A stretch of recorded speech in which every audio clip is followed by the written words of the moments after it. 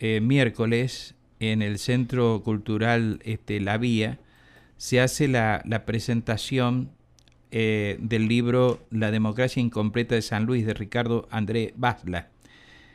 La presentación va a tener lugar a partir de las 7:30 de la tarde. Tengo comunicación con Ricardo André Basla. Buen día, ¿qué tal? André Basla, Ricardo André Basla, buen día, ¿qué tal? ¿Cómo estás? Buen día, Mario, un gusto en saludarte. ¿Cómo estás? Mucho Bueno, gusto. bien. Bueno, contento porque veo que tienes un segundo libro a propósito de toda esta época que viene desde la restauración de la vida institucional en la Argentina en 1983. La anterior fue La cara oculta de Rodríguez A. contra democracia en la Argentina. Ese era la volanta de aquel libro. Y ahora La democracia incompleta de San Luis. Contame del contenido de la obra que vas a presentar.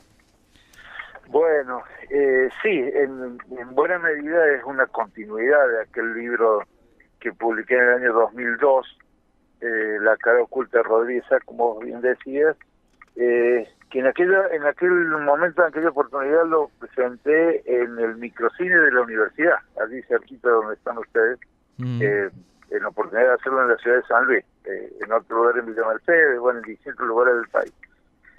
Y ahora La democracia incompleta de San Luis, que en principio tenía otro título, tenía el título El patológico San Luis. Ajá. Pero al cabo ya finalizando el trabajo, sobre todo después de leer los fundamentos de la sentencia que condenó a Sergio Freixas y a Mario Zavala por haber coaccionado a algunos jueces de la provincia, obligándolos a firmar las renuncias anticipadas, condena de primera instancia.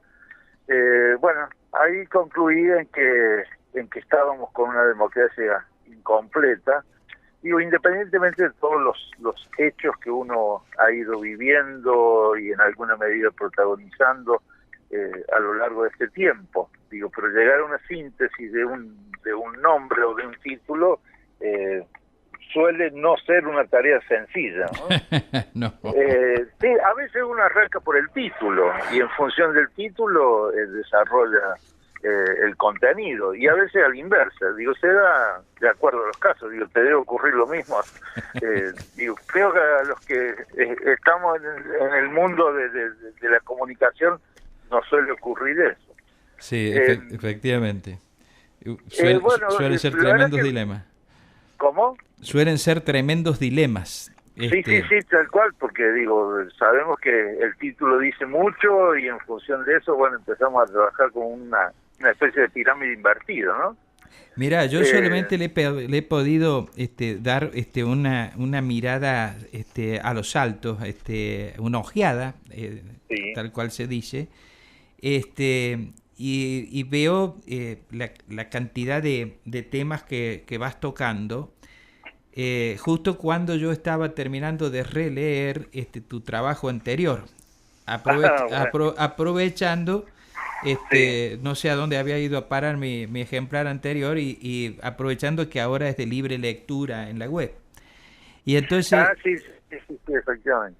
entonces bueno, estaba repasando ese trabajo y me encuentro ahora con la aparición de este nuevo trabajo tuyo, La democracia incompleta de San Luis.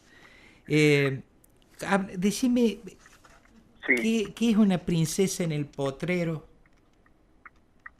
Una princesa en el potrero es el título del capítulo tercero, creo. Sí, Sí, del capítulo número 3. sí. Bueno, que hace referencia a, la mayoría del contenido del libro son cosas que a uno no le hubiera gustado escribir. A mí me hubiera gustado escribir de otras cuestiones que hagan más a la integridad democrática y no a la incompletitud o a la falta de plenitud que tenemos en nuestra provincia. Y en eso encaja encuadra esto de una princesa en el potrero, que está referido a la señora Gisela Bartalitis de Rodríguez A., esposa de Adolfo Rodríguez Sá, sobre todo a las causas penales que tiene pendiente en la provincia de Mendoza por estafa, en donde están involucrados algunos de sus familiares directos, como algunos de sus hermanos, su padrastro y otros familiares, hay cuñados, bueno, por supuesto todo totalmente documentado. Y también una referencia concreta a un sospechoso cambio de domicilio de una empresa, cuyo titular es Gisela Bartalitis, que tenía domicilio en la provincia de Mendoza, y al poco tiempo de iniciar su relación sentimental con Adolfo Rodríguez Sá, cambió ese domicilio a la Villa del Merlo, en nuestra provincia. Con la particularidad que en el lugar donde supuestamente estuvo esa empresa, en la calle Poeta Agüero, en la Villa del Merlo, nunca funcionó esa empresa, sino que había una verdulería y una frutería. Y esto, que hasta allí sería anecdótico, deja de serlo y pasa a tener un contenido sustancial. Hola, estoy conversando con Ricardo Andrés Basla. Sí, hola. Sí, me decías que funcionaba en esa calle Poeta Agüero, no tal empresa, sino una frutería. Exactamente, pero hasta allí, digo, sería una anécdota, pero esta anécdota, digamos, pasa a convertirse en una cuestión sustancial cuando advertimos que el cambio de domicilio se produjo para que la quiebra de esa empresa recayera en un juez amigo de la familia Rodríguez Sá, el juez Jorge Pinto, que tiene jurisdicción sobre esa zona. Jorge Pinto ha sido diputado provincial por el partido de los Rodríguez Sá y con un vínculo, al menos en aquella época, muy directo con la familia Rodríguez Sá. De modo que no hay cuestiones casuales en este tipo de cuestiones, ¿no? Digamos, hay hechos de corrupción que tienen que ver, por supuesto, la corrupción de los funcionarios, que tienen que ver con los manejos de dineros públicos, pero hay otros hechos de corrupción también, que no necesariamente tienen que ver con dineros, como por ejemplo lo de los jueces, o no tienen que ver con dineros públicos, digamos, pero sí con conductas poco claras, respecto de, por ejemplo, haber dejado en la calle a una cantidad importante de trabajadores en la localidad de Concarán, cabecera del departamento Chacabuco, en una de las empresas de la misma señora Bartalitis. Es decir, hay una serie de consideraciones importantes que están manifestadas allí en este libro. ¿Y el Napoleón vernáculo? Bueno, el Napoleón vernáculo es una definición de Carlos Brown. Carlos Brown fue en una época ministro de gobierno de Eduardo Duhalde, cuando Duhalde fue gobernador de la provincia de Buenos Aires, y ha sido un reconocido dirigente del peronismo de la provincia de Buenos Aires. Y él lo definió en un momento a Alberto Rodríguez Sá como Napoleón, como que Alberto Rodríguez Sá se considera Napoleón coronándose a sí mismo.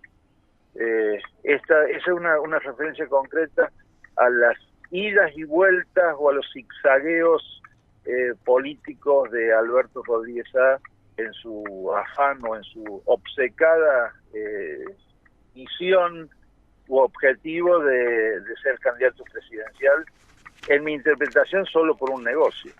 Digo, por el negocio de ser candidato y lo que eso significa desde el punto de vista material. Porque ¿cuál es el negocio de ser candidato? El manejo de los fondos o la financiación de campañas.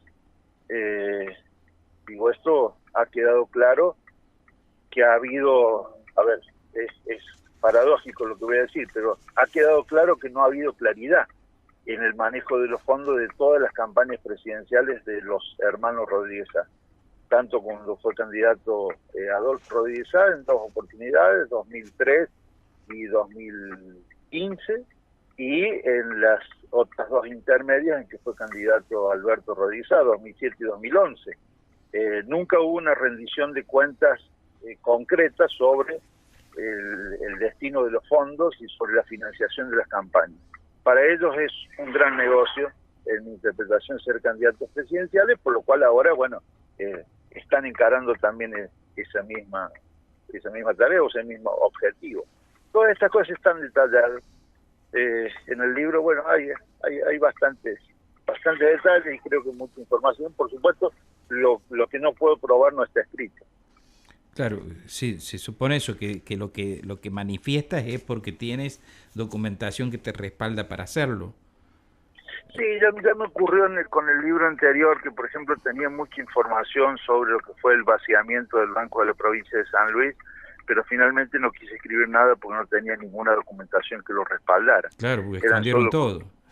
Eran solo comentarios Claro. y esas cosas que uno siempre escucha, de amigos, de no amigos, por distintas vías, pero, digamos, uno debe tener una base de sustentación para ser creíble. Bueno, creo que al no haber tenido ningún tipo de planteo intimidatorio ni ningún reclamo respecto al libro anterior, que ha habido cierta credibilidad en la información. Uh-huh. Ahora, cuando comenzamos la conversación y referíamos al título, Sí. La democracia incompleta de San Luis, Sí. me dijiste que el de la democracia incompleta de San Luis, venía a reemplazar a otro anterior en que hablabas de la patología, como de una enfermedad. Sí, de hecho hay un capítulo claro, que creo que es el último. El último capítulo, sí. La normalidad patológica, hablas. Claro, eso es un juego de palabras respecto de una teoría sociológica elaborada por Durkheim. Durkheim es uno de los padres de la sociología, que él hace hincapié en los fenómenos sociales cuando son normales y cuando son patológicos. Es decir, cuando transitan una etapa en donde se han desvirtuado los fenómenos sociales.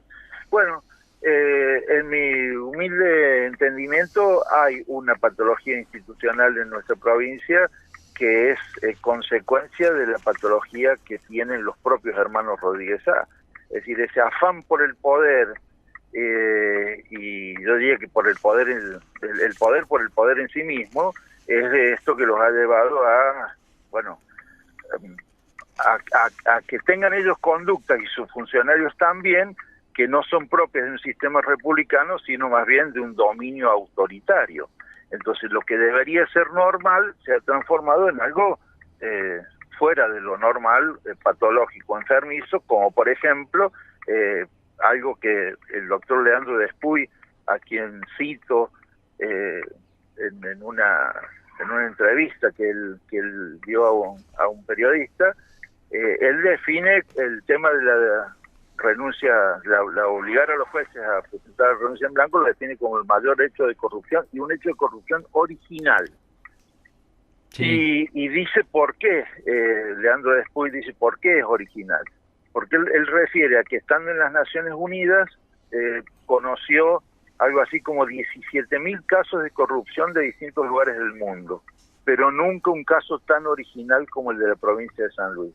O sea que es un caso único en el mundo, esto de obligar a los jueces a presentar sus renuncias antes de asumir sus funciones. Esto hace a una enfermedad institucional que lamentablemente tenemos en nuestra provincia y creo que se va a superar. ¿Y nosotros, los miembros de la comunidad, padecemos esa patología? Sin ninguna duda, sobre todo los más vulnerables, los que no tienen la suerte de poder expresarse libremente y dar a conocer realmente lo que sienten y lo que perciben. Digo, por poner un caso concreto, en mi criterio la última elección libre que hubo en la provincia de San Luis fueron las PASO del año 2017. Las elecciones siguientes no fueron unas elecciones libres, sino que fueron unas elecciones en donde se ejerció una fuerte coacción moral utilizando la necesidad material de miles y miles de sanluiseños. Entonces, lamentablemente, padecemos esa patología, pero sobre todo las personas de mayor vulnerabilidad social. Adolfo está haciendo en estos momentos una convocatoria a la gente, además de las críticas por las barbaridades que se están, con la presión que está recibiendo la gente de los planes, sobre todo de los planes sociales por parte de funcionarios del gobierno, intendentes municipales que también son presionados, etcétera. Adolfo está convocando que la gente, digamos, ejerza su libertad en el momento del voto, ¿no? Que al momento de votar piense que ninguna consecuencia negativa le puede traer si no lo vota al gobierno de la provincia. ¿Qué crees de ese llamado? Creo que es como aquel viejo dicho popular que dice, en boca de un mentiroso lo cierto se hace dudoso. Creo que es un gran mentiroso como su hermano Alberto, está actuando con un grado de hipocresía extraordinario, porque el mismo tipo de presión se ejerció durante sus 5 periodos como gobernador. Digo, si partimos de aquella primera elección que perdieron en 1985, bueno, allí empezaron ellos con el reparto de colchones y de chapas de zinc, y presionando a la gente y utilizando la vulnerabilidad o la necesidad de miles y miles de sanluiseños. Y eso en varias oportunidades lo han seguido haciendo. La última demostración fue lo que decíamos hace un minuto de la elección de 2017.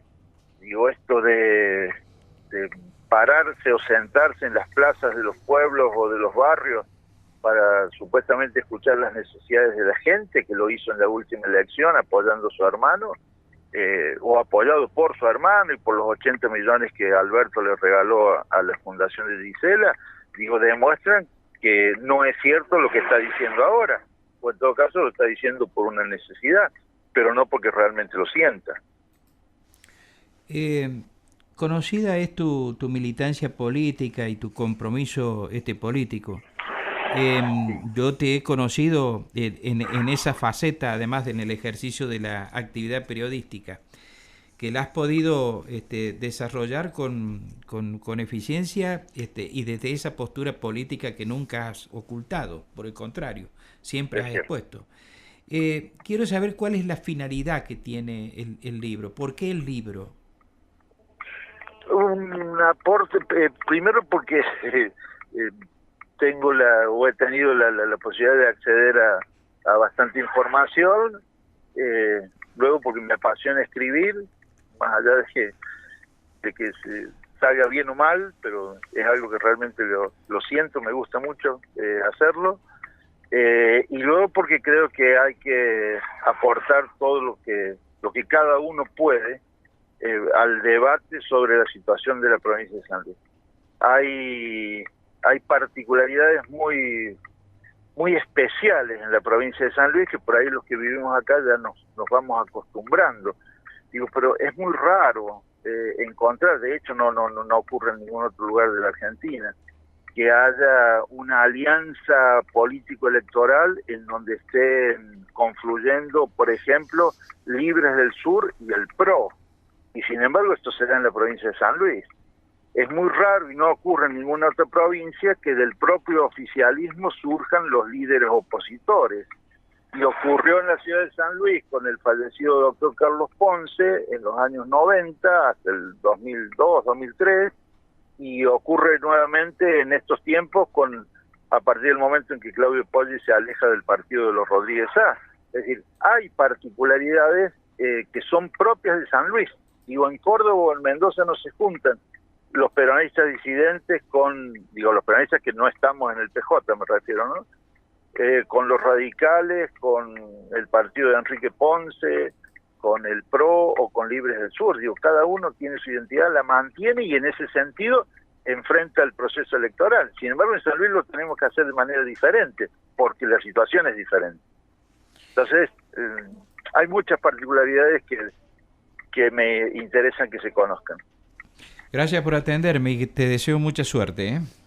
No, al contrario, gracias a usted por el llamado. Muy amable, Mario. Hasta cualquier momento. Hasta Muchísimas cualquier momento, gracias. El doctor Ricardo Andrés Basla, que es el autor de La democracia incompleta en San Luis, un libro que se va a presentar el próximo miércoles a las 19:30 en el Centro Cultural La Vía. Estuvo esta mañana aquí en Nada Secreto en Radio Universidad.